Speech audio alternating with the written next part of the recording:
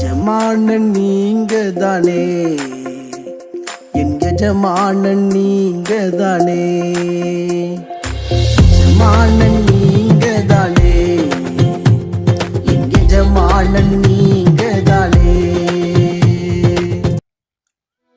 ஆண்டவராகிய இயேசு கிறிஸ்துவின் நாமம் மகிமைப்படுவதாக. இந்த 2306வது காலை மன்னா செய்தி மூலமாக உங்களை சந்திப்பதில் மிக்க மகிழ்ச்சி அடைகிறேன். இந்த நாளிலும் தேவன் நமக்கு நினைப்பூட்டின வசனத்தை சொல்லி ஜெபிக்கும்படி விரும்புகிறேன். எபிரேயர் நிருபம் 13ஆம் அதிகாரம் 7-8 ஆகிய வசனங்கள். வேத வசனத்தை உங்களுக்கு போதித்து உங்களை நடத்தினவர்களை நீங்கள் நினைத்து அவர்களுடைய நடக்கையின் முடிவை நன்றாய் சிந்தித்து அவர்களுடைய விசுவாசத்தை பின்பற்றுங்கள். இயேசு கிறிஸ்து நேற்றும் இன்றும் என்றும் மாறாதவராய் இருக்கிறார். இங்கே சொல்லப்பட்டிருக்கிறது போதித்து, நினைத்து, சிந்தித்து, அது மாத்திரமல்ல பின்பற்றுங்கள். இந்த 4 காரியம் இந்த வசனத்துல சொல்லப்பட்டிருக்கிறது. நம்முடைய வாழ்க்கையில இந்த அளவுக்கு நம்ம உயர்ந்ததுக்கு முதலாவது ஆண்டவர் காரணம். அவர்தான் நம்ம மேல திட்டத்தை வைத்து அவருடைய ரட்சிப்பை காண்பித்து இன்றைக்கு கத்த நாள சபையை நமக்கு கொடுத்திருக்கிறார். சில நேரங்கள்ல நம்ம சபையினுடைய போதகர் இந்த உலகத்தை விட்டு கடந்து சென்றிருக்கலாம். ஆனால் அவர்கள் சொன்ன வார்த்தையை நம்ம நினைத்து பார்க்க வேண்டும். இந்த வேத வசனத்தை நமக்கு போதிச்சாங்க பார்த்தீங்களா நம்முடைய போதகர். சில நேரத்துல அவங்க மறைந்து போயிருக்கலாம்.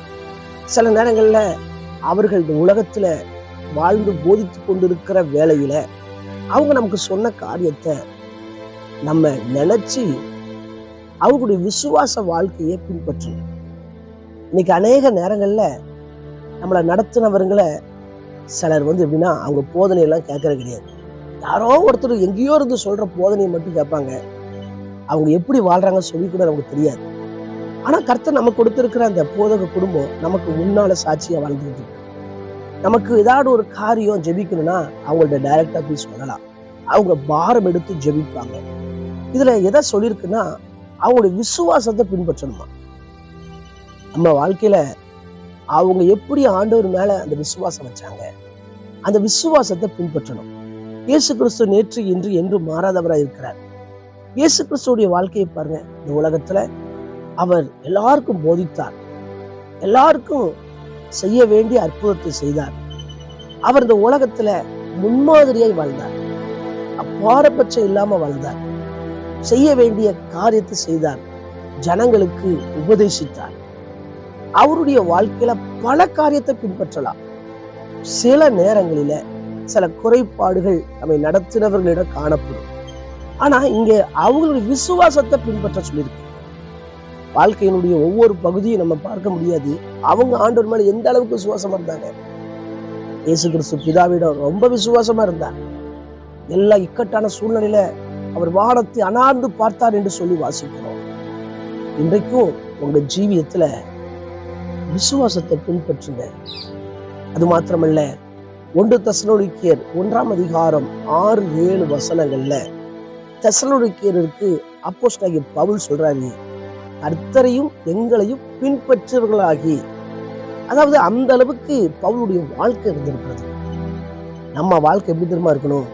நம்மளை பார்த்து ஆண்டவர் மேல ரொம்ப தைரியமா ஆண்டவர்கிட்ட வர்ற அளவுக்கு நம்ம வாழ்க்கை இருக்கணும். நம்முடைய விசுவாசத்தை மற்றவங்க பின்பற்றணும். சில நேரங்களில் பார்த்தீங்கன்னா சிலருக்கு விசுவாசமே இருக்காது.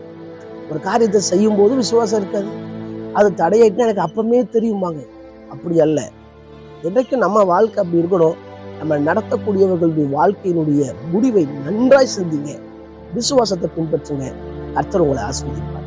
ஜெபிக்கலாம். எங்களை நேசிக்கிற நல்ல தகப்பனே, இந்த வேலைக்காய் வருகிறோம். கேட்ட சத்தியத்தின்படி நாங்கள் ஆண்டவர் ஸ்தோத்திரம் விசுவாசத்தின் பாதையில வருவதற்கு கிருபை பாராட்டுங்க. எங்களை நடத்தினவர்களை ஆண்டவர் ஸ்தோத்திரம் அவங்களுடைய விசுவாச ஜீவியத்தை பின்பற்றி வர கிருபை பாராட்டுகிறான் ஜெபிக்கிறேன். காலை மன்னா நேர்களை ஆசீர்வதிங்க. தொடர்ந்து அவங்க வாழ்க்கையில கர்த்தர் பெரிய காரியங்களை செய்வீராக. இந்த நாள் ஒரு மகிழ்ச்சியின் நாளா இருக்கட்டும்.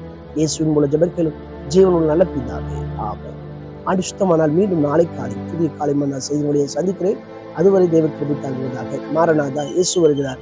ஆயத்தமாகவும் அனைவரும் ஆயத்தப்படுத்துவோம். ஆமென். அல்லேலூயா. Praise the Lord. உந்தனின் சேவை செய்வே எந்த சூழ்நிலை